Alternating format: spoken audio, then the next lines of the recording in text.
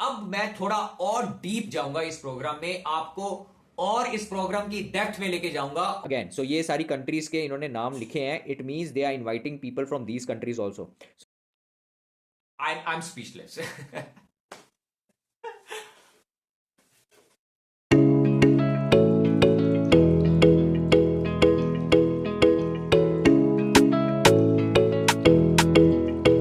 Guys, this is it. This is hands down by far one of the best opportunities I have seen till date in immigration industry. And I strongly believe कि आगे बहुत सारी countries इस type का immigration system अपनी country में लागू करेंगे। कोई भी कंट्री हो, चाहे वो कनाडा हो, न्यूजीलैंड हो, ऑस्ट्रेलिया हो, यूनाइटेड किंगडम हो या फिर जर्मनी हो, they want talented people. Canada ने अपने कैटेगरी बेस्ड ड्रॉस करने शुरू कर दिए ताकि जिस टाइप का टैलेंट उनको चाहिए वो उस टाइप के टैलेंट को अपनी कंट्री में लेके आ सके। और जहां तक जर्मनी की बात आती है, उन्होंने तो सबको पिछाड़ दिया। This country has left no stone unturned, let me tell you, no stone unturned to get qualified people on its land. And I am absolutely serious today जब मैं आपसे ये बात कर रहा हूं कि अगर आपने आज की वीडियो टिल द एंड नहीं ना देखी तो you have to ask yourself, you don't have to answer anybody, you have to ask yourself, are you really serious towards migrating to other country? Now let's quickly move on to the benefits of this program. पहला benefit तो ये है, you do not require a job offer from your home country. Let me repeat, आपको अपने home country से कोई भी job offer की रिक्वायरमेंट नहीं है इस प्रोग्राम में अप्लाई करने के लिए। दूसरा बेनिफिट, आप अपनी फैमिली के साथ जर्मनी मूव कर सकते हैं। तीसरा बेनिफिट, आपको आइल्स में जो बैंड की रिक्वायरमेंट है वो सिर्फ 5.5 या फिर 6 है। 7 की बात नहीं कर रहा हूं, 8 की बात नहीं कर रहा हूं, 9 की बात नहीं कर रहा हूं, सिर्फ बैंड 5.5 या फिर बैंड 6 की रिक्वायरमेंट पड़ेगी। चौथा बेनिफिट, आपको गारंटीड रेजिडेंट परमिट मिलेगा। Let me repeat again, guaranteed resident permit मिलेगा। पांचवा बेनिफिट, आपके पास ये अपॉर्चुनिटी है कि आप अपने रेजिडेंट परमिट को फर्दर 2 इयर्स के लिए भी एक्सटेंड कर सकते हैं। छठा benefit, and probably one of my favourites, आपको कोई भी स्पॉन्सरशिप लेटर की जरूरत नहीं है फ्रॉम जर्मनी। जिसका मतलब यह है आपको कोई भी जॉब ऑफर की भी जरूरत नहीं है बिफोर मूविंग टू जर्मनी। अब इस प्रोग्राम रिलेटेड हम 7 चीजों को डिस्कस करेंगे। पहला तो है कि what is this program all about, ये क्या है, ये किस टाइप का प्रोग्राम है। दूसरी बात, इस टाइप का प्रोग्राम जर्मनी ने क्यों लॉन्च किया। तीसरा, who can apply for this program. चौथा, what are the benefits of this program. पांचवा, what are the main requirements of this program. छठा, आप इस प्रोग्राम के लिए एलिजिबल है कि नहीं, ये आपको कहां से पता चलेगा, कैसे पता चलेगा, उसके बारे में हम डिस्कस करेंगे।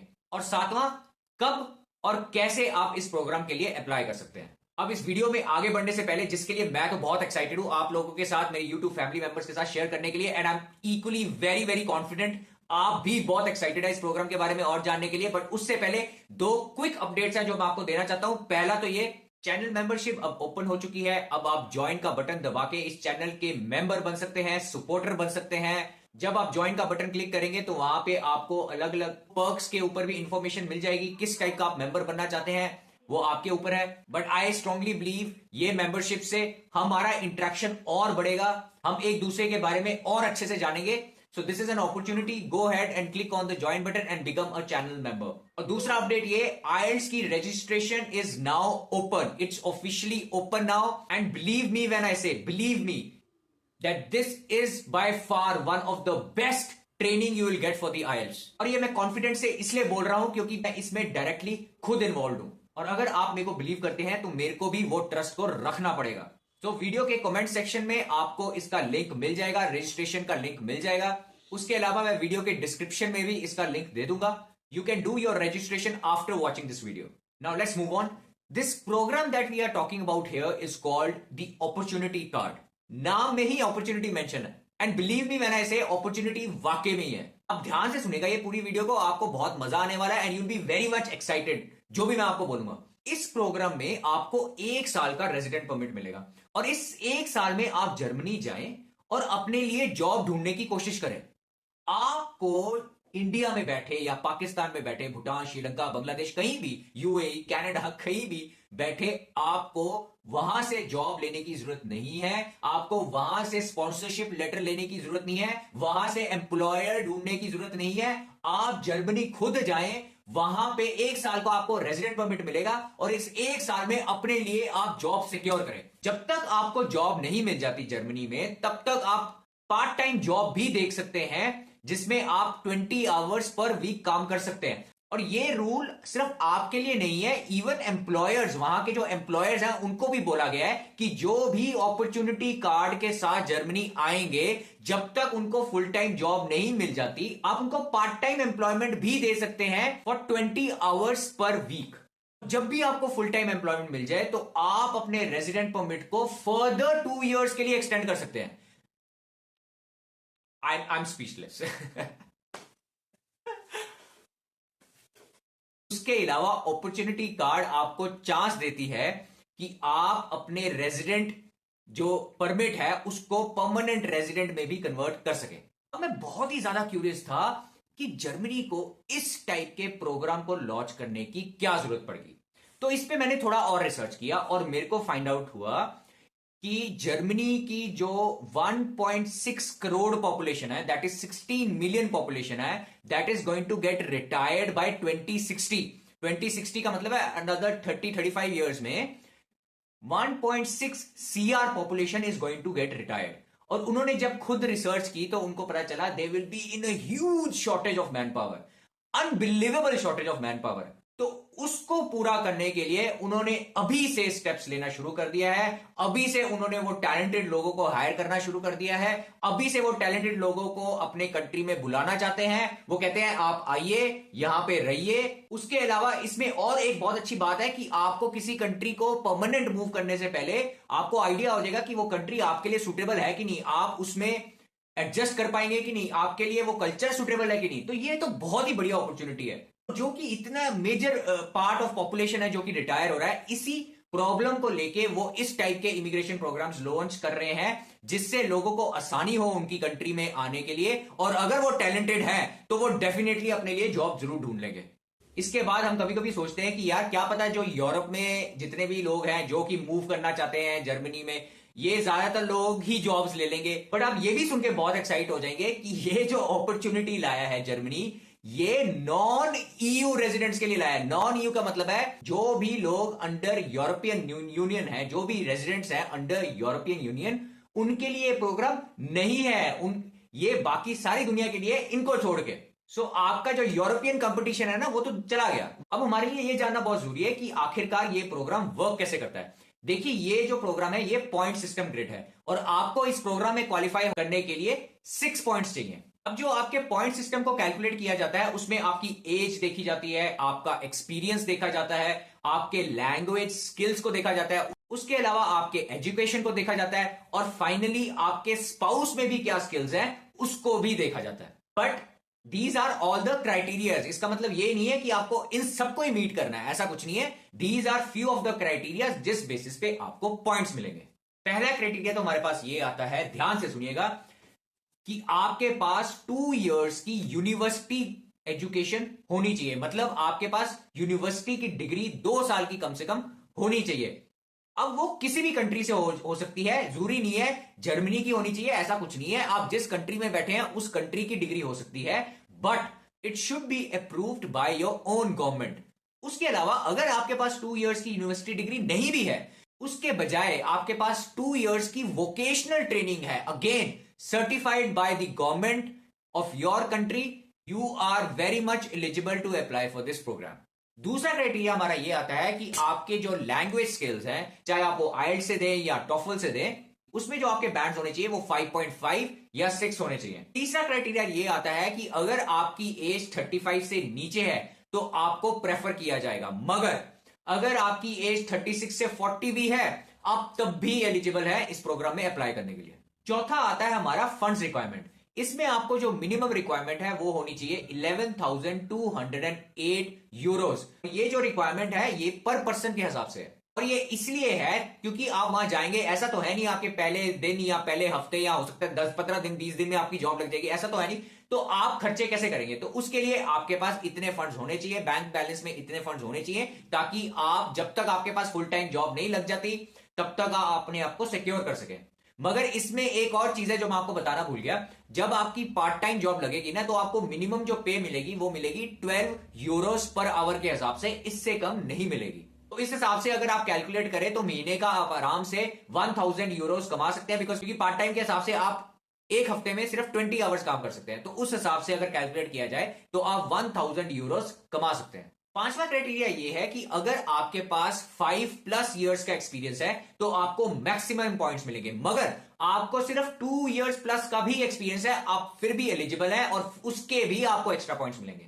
अब मैं थोड़ा और डीप जाऊंगा इस प्रोग्राम में, आपको और इस प्रोग्राम की डेप्थ में लेके जाऊंगा और आपको बताऊंगा कि हर एक क्राइटेरिया के ऊपर आपको कितने पॉइंट्स मिलते हैं। पहला पॉइंट तो ये आता है कि अगर आपका प्रोफेशनली रिकॉग्नाइज्ड क्वालिफिकेशन है तो उसके आपको 4 पॉइंट्स मिलेंगे। दूसरा पॉइंट ये आता है कि अगर आपके 5 इयर्स का एक्सपीरियंस है in last 7 years, then you will get 3 points for that. अगर आपके पास सिर्फ 2 इयर्स का एक्सपीरियंस है, then you are going to get 2 points. अगर आपको जर्मन लैंग्वेज आती है तो आपको मिलेंगे उसके 3 पॉइंट्स। अगर आपके इंग्लिश लैंग्वेज में 6.5 to 7.5 बैंड्स हैं, तब आपको मिलेगा 1 पॉइंट। अगर आपकी एज 35 इयर्स से कम है, you get 2 points for that. अगर आपकी एज 35 इयर्स प्लस है बट लेस देन 40 इयर्स है, यू गेट 1 पॉइंट। अगर आप अपने स्पाउस के लिए भी अपॉर्चुनिटी कार्ड को अप्लाई करते हैं, then for that also you get 1 point. अगर आप जर्मनी में लीगली 6 महीने के लिए रहे हैं पिछले 5 साल में, अगर आप रहे हैं तो उसके भी आपको 1 पॉइंट मिलता है। अब जो आपकी बेसिक रिक्वायरमेंट है जो आपके पास होनी ही चाहिए इस प्रोग्राम में क्वालिफाई करने के लिए, वो 2 है। पहला तो ये कि आपके इंग्लिश में जो बैंड्स होने चाहिए वो 5.5 से 6 के बीच में होने चाहिए कम से कम। दूसरा पॉइंट, जो आपकी डिग्री है 2 साल की कम से कम, वो रिकॉग्नाइज होनी चाहिए आपकी गवर्नमेंट के द्वारा। और अगर क्योंकि अगर वो रिकॉग्नाइज होगी आपकी गवर्नमेंट के द्वारा, तभी वो जर्मन गवर्नमेंट भी उसको रिकॉग्नाइज कर सकती है। इसके अलावा अगर आपके पास अगर ये 2 साल की डिग्री का नहीं है, तो आपके पास कम से कम 2 साल की वोकेशनल ट्रेनिंग होनी चाहिए, again recognised by your government. ये जो 2 रिक्वायरमेंट्स है, लैंग्वेज या फिर डिग्री / वोकेशनल, ये तो आपके पास होनी ही चाहिए। These are the basic requirements to qualify this program, because I tell you again, Germany is looking to hire a talented people. Germany wants to invite talented people to its country. तो उन्होंने कुछ ऐसी basic requirements रखी हुई हैं।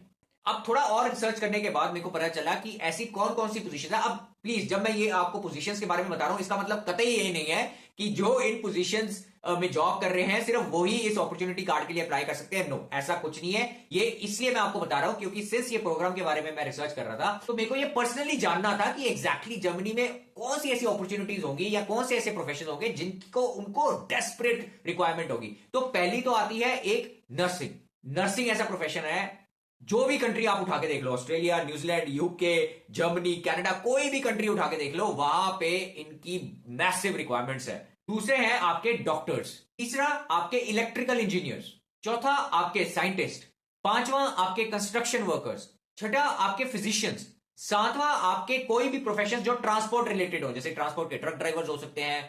उसके अलावा next है हमारा ट्रेड्स में जैसे आपके प्लम्बर्स, कारपेंटर्स, इलेक्ट्रिशियंस, वेल्डर्स, ये सब हो गए। फिर आता है आपका स्किल्ड क्राफ्ट्समैन और फिर आता है आपका आईटी प्रोफेशनल्स।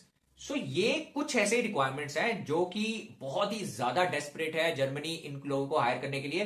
बट अगेन मैं बार बार आपको बोल रहा हूं, मैंने पहले भी बोल चुका हूं, इसका मतलब ये नहीं है कि सिर्फ यही प्रोफेशंस की हायरिंग हो रही है। नहीं, ये सिर्फ डेस्परेट रिक्वायरमेंट्स है और ये सिर्फ मैंने खुद जानने की कोशिश की, तो मैंने सोचा आपको बता दूं। अब ये प्रोग्राम के लिए आप कैसे अप्लाई कर सकते हो? अपॉर्चुनिटी हमारी ओपन हो रही है, वो हो रही है 1 जून 2024 से। डेट को लिख लीजिए, याद रखिएगा, 1 जून 2024 से इसके लिए एप्लीकेशंस को एक्सेप्ट किया जाएगा। इसके लिए आप अपनी कंट्री में जो जर्मन एम्बेसी है या फिर आपके जर्मन कंसुलेट के जो ऑफिसेज हैं वहां पे जाके आप अप्लाई कर सकते हैं। अब जब आप अपनी एप्लीकेशन को सबमिट कर रहे हैं जर्मन एम्बेसी में, तो उसके साथ जो डॉक्यूमेंट्स आपके लगेंगे, जो नेसेसरी डॉक्यूमेंट्स हैं, वो है आपके पासपोर्ट, आपके language skills, your degree certifications या फिर आपके वोकेशनल ट्रेनिंग के सर्टिफिकेट्स। अब आपके दिमाग में ये क्वेश्चन आ रहा होगा कि भाई इतनी बढ़िया अपॉर्चुनिटी है, तो आई एम श्योर जर्मनी ने कोई पर्टिकुलर नंबर्स लिखे होंगे कि हमने साल में बस इतने ही लोगों को इन्वाइट करना है। But to our surprise, to your and my surprise, no, there is absolutely no limit in numbers. ऐसे कोई भी नंबर्स जर्मन गवर्नमेंट ने अभी शेयर नहीं करे हैं कि इतने लिमिटेड ही लोगों को हायर करना है, इतने लिमिटेड लोगों को इनवाइट करना है, ऐसा नंबर कुछ नहीं है। तो अगर तो आप क्राइटेरिया को मीट कर रहे हैं, so be very comfortable in applying for the same, you do not have to worry on the numbers. उसके बाद सेकंड जो आती है हमारे दिमाग में, इसका प्रोसेसिंग टाइम। सिंस ये प्रोग्राम बहुत ही न्यू है और लॉन्च होने वाला है, इसके प्रोसेसिंग टाइम्स अभी नहीं पता है किसी को भी। I am sure in a mean time बहुत ही जल्द हमें इसके प्रोसेसिंग टाइम्स का भी आइडिया लग जाएगा। इसके अलावा दो और चीजें हैं जो मैं आपको बताना चाहता हूं। पहली बात तो ये, इस कार्ड के साथ आप जर्मनी में सिर्फ वर्क कर सकते हैं, आप इस कार्ड के साथ स्टडी नहीं कर सकते। और दूसरा पॉइंट ये, आप इस कार्ड के साथ सिर्फ जर्मनी में ही जॉब कर सकते हैं, आसपास यूरोपियन यूनियन में नहीं कर सकते। तो ये दो चीजों का आप जरूर ध्यान रखिएगा। Well, thank you so much for watching this video. I hope you love this video, और बहुत ही सारे इस वीडियो में लाइक्स आने चाहिए। जिन्होंने सब्सक्राइब नहीं किया मेरी वीडियोस मगर देखते हैं, भाई सब्सक्राइब कर लो। क्या जा रहा है आपका, मेरे को बताओ। आप मेरे को सपोर्ट करोगे तो इसमें मेरे को भी खुशी होगी। मैं और बढ़िया बढ़िया इस टाइप के प्रोग्राम्स आपके साथ डिस्कस करूंगा, और जो भी वर्ल्ड वाइड अपॉर्चुनिटी है उसके बारे में आपको पता चलता है। And apart from that, notification button को दबाना मत भूलिएगा। जिन्होंने नोटिफिकेशन बटन को दबाया, they are the first ones who are watching this video. और हो सकता है आपके पास ये वीडियो 3, 4, 5 या 10 दिन के बाद आई हो। सो यही फर्क होता है नोटिफिकेशन बटन दबाने का। Make sure you click on the notification button. Apart from that, आप वीडियो के डिस्क्रिप्शन में जाएंगे तो आपको व्हाट्सएप का लिंक भी मिल जाएगा, आईएलटीएस का रजिस्ट्रेशन फॉर्म का लिंक मिल जाएगा। उसके अलावा आप इस चैनल को ज्वाइन करें, उससे हम एक दूसरे को और क्लोजली और अच्छे से जानना शुरू कर देंगे।